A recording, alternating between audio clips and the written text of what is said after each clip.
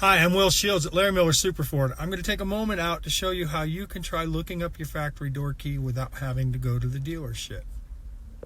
I'll do another video with the push button start, but we got to start with both keys, or at least two of the keys. Put the first key in the ignition and then just turn it to the accessory mode. Don't start it.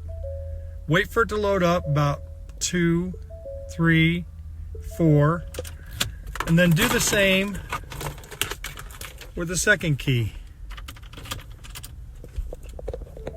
This time, there you go. As I said, that's something to try before taking it to the dealership. The dealership can always hook it up to the computer and pull the code for you, but scheduling may not allow it. So I hope that helped. If you ever have any questions, feel free to give me a call. My number is 801-488-1733. I'm Will Shields, the Navy guy here at Larry Miller Super Ford.